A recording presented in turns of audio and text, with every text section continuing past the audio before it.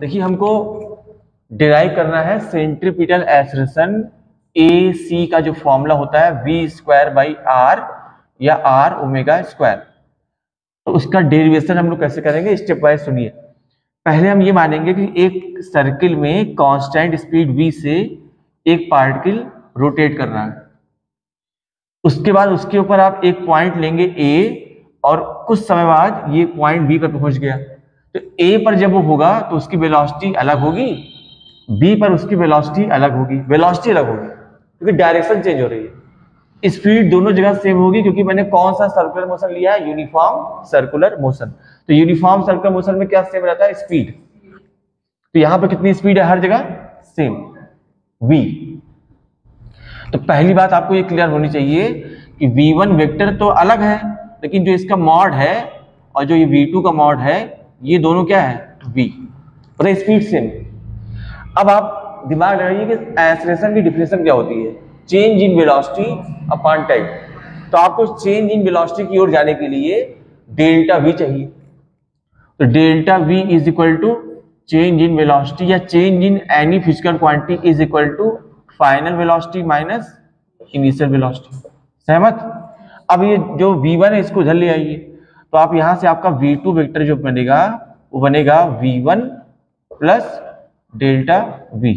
अब आप vector addition में चले जाइए, पहला वेक्टर v1 उसके हेड से दूसरा वेक्टर डेल्टा v जोड़िए तो आपको v2 मिलेगा। और आपको ये पहले से पता है कि v1 और v2 में कौन ज्यादा बड़ा है, v1 बड़ा है कि v2। तो इसका आंसर है दोनों की लंबाई बराबर है, ये लिख दिया हूं, दोनों v है। तो ये आपका v1 वेक्टर है, देखिए इसकी लंबाई कितनी है v। ये आपका v2 वेक्टर है, इसकी लंबाई कितनी है v। और v1 के हेड से ये आपने क्या जोड़ा, डेल्टा v। बोलो, तो v1 प्लस डेल्टा v बराबर v2 वेक्टर। सहमत? तो आपका एक ट्रायंगल बन गया। अब दूसरी बात सुनिए, यहां आ जाइए, ये जो साइड है r और r यानी रेडियस, इसके बीच में कितना एंगल है, डेल्टा थीटा। तो एक थ्योरम होती है कि अगर दो लाइन के बीच में कुछ एंगल बन रहा है डेल्टा थीटा, तो उसके ऊपर खींचे गए जो परपेंडिकुलर्स हैं, जैसे ये परपेंडिकुलर कौन है v1, ये परपेंडिकुलर कौन है v2, तो इनके बीच का एंगल भी यानी v1 और v2 के बीच का एंगल भी डेल्टा थीटा होगा। रिपीट कर दे रहा हूं, दो लाइन के बीच में जो एंगल बनता है वही उनके ऊपर खींचे गए परपेंडिकुलर्स के बीच बनता है। तो बताइए इस रेडियस पर कौन परपेंडिकुलर है, वेलोसिटी v1। बोलो, इसके ऊपर कौन परपेंडिकुलर है, v2। तो v1 और v2 के बीच में कितना एंगल बनेगा, delta theta by the theorem. यानी जो दो लाइन के बीच एंगल बन रहा है डेल्टा थीटा, वही v1 और v2 के बीच एंगल बन रहा है डेल्टा थीटा। अब आ जाइए आप सिमिलर ट्रायंगल की प्रॉपर्टी पर। अगर मैं एक ट्रायंगल मान लूं OAB, तो इसकी दो साइड इक्वल है r और r, और इसके बीच में एंगल बन रहा है डेल्टा थीटा। और अगर मैं यहां पे एक ट्रायंगल मान लूं, तो इस ट्रायंगल की ये वाली साइड कितनी है v, ये वाली साइड कितनी है v, और इसके बीच में भी एंगल वही बन रहा है। तो साइड एंगल साइड की प्रॉपर्टी से दोनों तरफ आप सिमिलर ट्रायंगल की प्रॉपर्टी लगा सकते हैं। तो यहां पर आप जो लिखिए, कैसे लिखेंगे, यहां पे आप जो इसमें डिफरेंट है डेल्टा भी पहले वो लिखिए, डिफरेंट अपॉन सेम। अब यहां जब आप लिखिएगा तो उसी क्रम में लिखिएगा। तो r तो सेम है, डिफरेंट कौन है, डेल्टा s अपॉन जो सेम है r। यानी ट्रायंगल की तीन साइड में दो सेम है, तो सेम साइड जो है वो अपान में है और जो डिफरेंट वाली है वो ऊपर है। तो यहां से आप देखिए डेल्टा v निकालिए, तो डेल्टा v कितना मिलेगा, ये v इधर चला जाएगा, v बाई r और इंटू डेल्टा s। अब इस इक्वेशन में आप दोनों तरफ टाइम से डिवाइड कर दीजिए। भाई एक्सेलरेशन की डिफिनेशन क्या होती है, change in velocity upon time. तो ये चेंज इन वेलोसिटी आपको मिल रही है, इसको टाइम से डिवाइड करिए। तो ये हो गया delta v upon delta t is equal to delta s upon delta t, और ये v बाई r अलग से लिख लीजिए। बोलो भाई, अब ये बताओ change in displacement upon time, ये आप जान रहे हैं वेलोसिटी होती है, और ये change in velocity upon time ये एक्सेलरेशन होता है। लेकिन इसमें आपको यहां पर रुकना पड़ेगा और थोड़ा दिमाग लगाना पड़ेगा। वो क्या है, सुनिए। क्या ये एक साइड है, ये भी एक साइड है। लेकिन ये देखो ये आर्क है, ये ट्रायंगल में तो तीनों लाइन एक स्ट्रेट लाइन होती है, ये तो आर्क है ना, तो आपको इसको लाइन में कन्वर्ट करना पड़ेगा। अब कन्वर्ट करने के लिए जरूरी है कि पॉइंट बी भाई चलेगा जो है सर्किल के ऊपर ही ना, तो आप क्या कीजिए बी को एक एकदम बगल में ले आइए, जब उसको आप मिलाएंगे तो वो सीधी लाइन ही बनेगी। तो आप यहाँ पे एक प्रॉपर्टी लगाइए, ये सबसे इंपॉर्टेंट लाइन है, limit delta T tending to 0।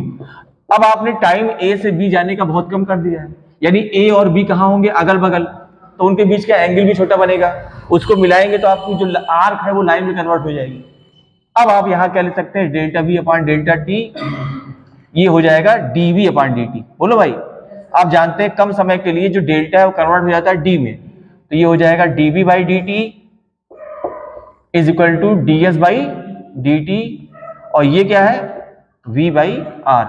D S by D T क्या होता है, v भाई rate of change of position is velocity, तो ये आपका v हो गया, और ये v बाई आर है ही, तो v इंटू वी कितना हुआ, v स्क्वायर बाई आर, और ये D V by D T क्या हुआ, a, इसी को आप क्या बोलते हैं, सेंटीमीटर एक्सेलरेशन। और v की जगह क्या लिखेंगे आप, आर ओमेगा, तो जब आप v की जगह आर ओमेगा लिखेंगे तो ये फॉर्मूला कन्वर्ट हो जाएगा AC बराबर आर ओमेगा स्क्वायर।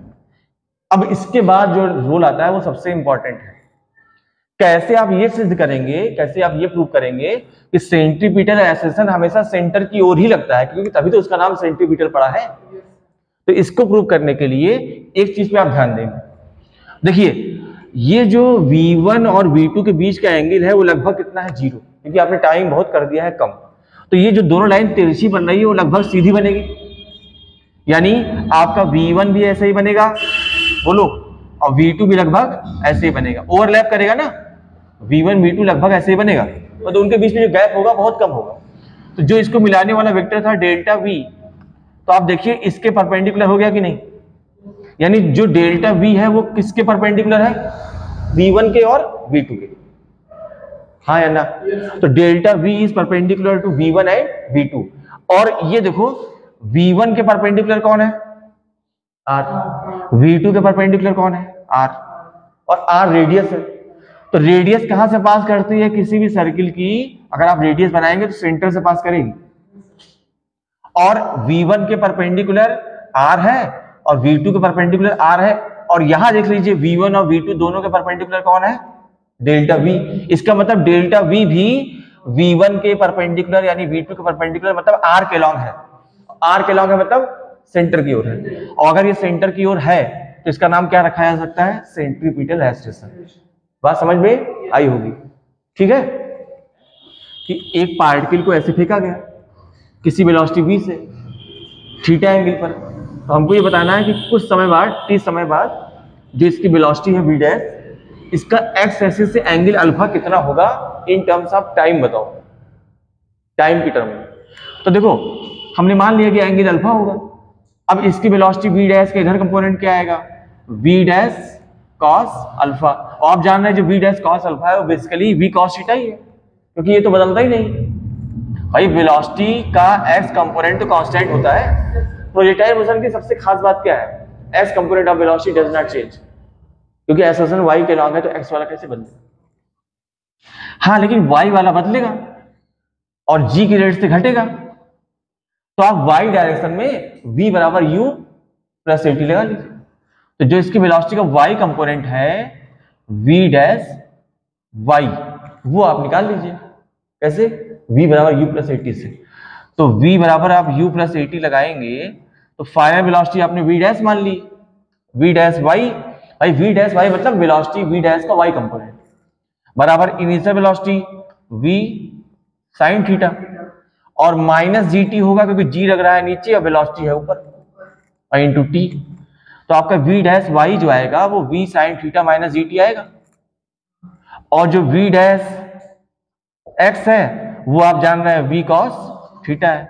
तो अगर देखिए आप ध्यान दीजिए, आप tan अल्फा निकालिए, क्या tan अल्फा बराबर परपेंडिकुलर यानी ये वाली वेलोसिटी अपॉन बेस यानी ये वाली वेलोसिटी, तो y वाली वेलोसिटी तो इसी के पैरेलल है, तो ये तो आपका हो गया v y dash upon v x dash, यानी y upon x, v dash y आपने निकाला है, ये v sine theta minus G T, यहां लिख लीजिए, बोलो भाई, तो v sine theta minus G T, और x कंपोनेंट क्या है, v cos थीटा। अब आप ये बताइए, ये शुरुआत वाली वेलोसिटी का x कंपोनेंट है कि नहीं, और ये शुरुआत वाली वेलोसिटी का y कंपोनेंट है कि नहीं। तो आपका यहां से tan अल्फा कितना आया, ये आया आपका शुरुआत वाली वेलोसिटी, यानी u माने इनिशियल वेलोसिटी, जैसे आपके बुक में लिखा है ना एनसीईआरटी में, और माइनस जी टी, बोलो, अपॉन u x, और tan अल्फा ये है, तो अल्फा कितना होगा, tan inverse u y minus G T upon u x। बस ये सिर्फ यही प्रूफ। देखो यहाँ पर क्या दिया है हमको, ये एक 20 kg का ब्लॉक है, वो रखा है हॉरिजॉन्टल सरफेस पे, ये सरफेस जो है रफ है, मतलब यहाँ फ्रिक्शन है, और इससे हैंग कर रहा है एक 3 kg का ब्लॉक। तो आपको ये बताना है कि ये नीचे जाएगा कि नहीं, पहली बात।